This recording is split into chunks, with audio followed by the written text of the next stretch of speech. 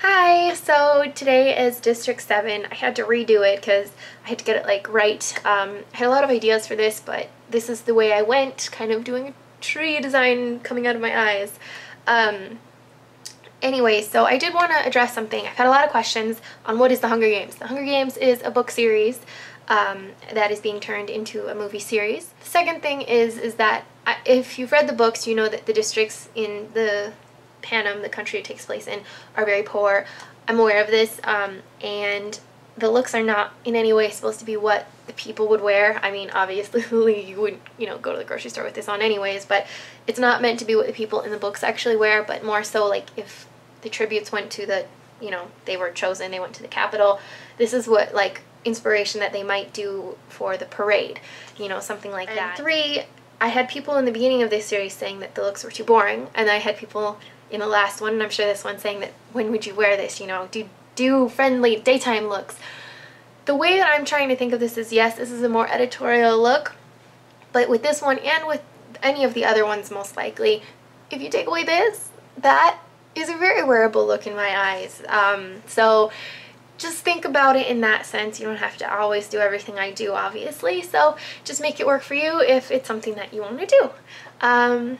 Alright, and so that's all, and I hope you guys like this. First thing I'm going to do is take my Too Faced Shadow Insurance. This is the Candlelight one that has a little bit of a shimmer. It's just the one I grabbed. It's not really necessary to have the shimmer because it's all going to be covered up anyways. Then the next thing I'm going to take is my NYX Jumbo Eyeshadow Pencil in Rocky Mountain Green. This is going all on the lid.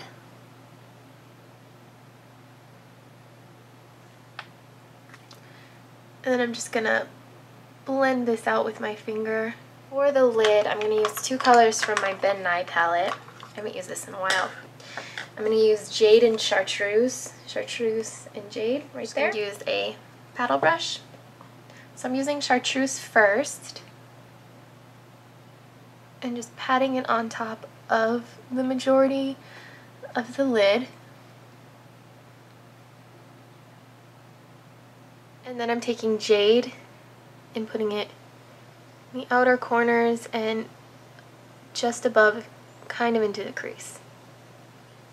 Next, I'm going to be using a mixture of a few brown shades from my Inglot eyeshadow. So I'm going to use this angled shader brush. This is a Sigma brush like the other one. Looks like that. So the first shade I'm going to use is called 328, and it's just a little darker than my skin. This is the transition color, really. So I'm putting this just a little over the green, and it's just so that I can blend the brown shades in a bit easier. The next shade is 357. And I'm going to be a little bit more conservative with this shade, and so on and so forth with the rest of them, so that it's just a gradually gets darker and it's not going to overpower anything, if that makes sense. I'm going to use a smaller brush. I think this is a crown brush for the next 2 colors. The next one is 327. This color I'm going to concentrate more in the outer corner.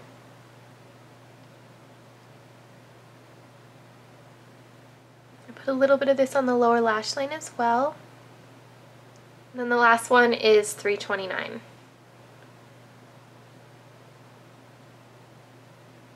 So for my waterline, I have my Stila Smudge Stick in Stingray.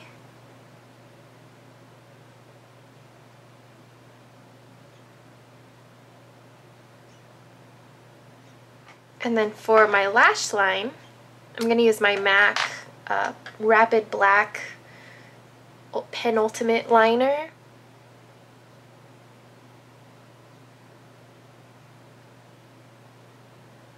Alright, so now I've just curled my lashes, so I'm going to use my Armani Eyes to Kill mascara. So after applying my mascara, I added some false lashes that are from Illamasqua. I think they're from the Theater of the Nameless collection. And then I added a little bit of Lumi in the corner. The only reason I'm not showing this is because I decided to redo my tree design after I had finished uploading the content and I didn't like the way it looked. So I'm going to show you the new way to do it. So there are two different ways to go about making the tree design. Originally what I did was I took a triangle sponge and just picked off the edges so that it created kind of a texture. I didn't end up liking that, so we're going to do this a different way that I do like. So what I'm going to use is this brush from Sigma. It's a tapered blending brush, but it's synthetic, so it gives you more of a texture than a regular hair one would. This would still give you texture, but not like this one. And for the design, I'm using my Wolf Face and Art Effects palette, the Essentials one. You can get this on eBay. You can also probably get it at specialty theater stores, or you can use Krylon or any real water-based makeup. So the ones I'm going to be using for this are this dark green, this lime green, a little bit of the black, and then this shade that you can't tell because everything is mixed on top of it, but it is a reddish brown. So I'm just to do this, all I'm doing is putting a drop of liquid. You can use water with these onto the center of, I'm going to use this dark green first. And mix everything together on the brush. Make sure it's the color that I like on my hand. That looks good. So then I'm just going to pounce this on my skin to get that texture.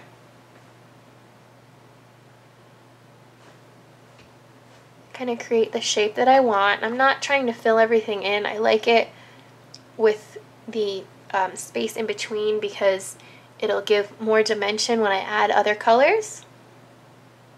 This basically is going right down to, if I look straight ahead, it's right where the end of my eye is. And it's going down to about my cheekbones and up above the arch of my brow. So I want to add more in the center and be more sporadic with it. That word makes me think of Clueless. Towards the edges.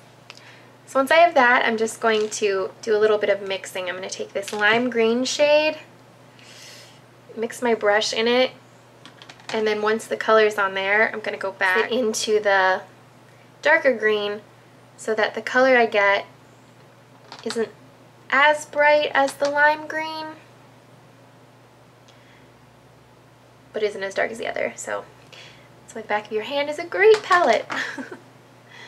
So then I'm just kind of going to go wherever with this one. I might mix a little bit more of the darker green, get a different shade. I'm also gonna mix this darker green with just a tiny, tiny bit of the black. So I get a nice dark pine color. This is a really much darker color. So this one I'm just kind of gonna go wherever with, just really lightly. Originally I was using a eyeliner brush, but I realized that it made the branches look really fake, and I found the key to that is using a very, very thin angle brush. This one will work. So this is the OCC one. So to get the color, if I use the reddish brown on its own, I found it was way too light, and it really would stand out a little bit too much on the colors I was using. So I decided to mix it with some of the black shade right there. So then again, I just need to make sure that there's not too much on the brush so that I can create really thin lines. I was going to wing out my eyeliners, kind of where I had started, and I'm going to start with the longer side of the angle brush towards my eye.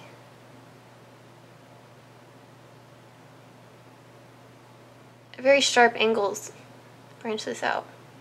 No pun intended.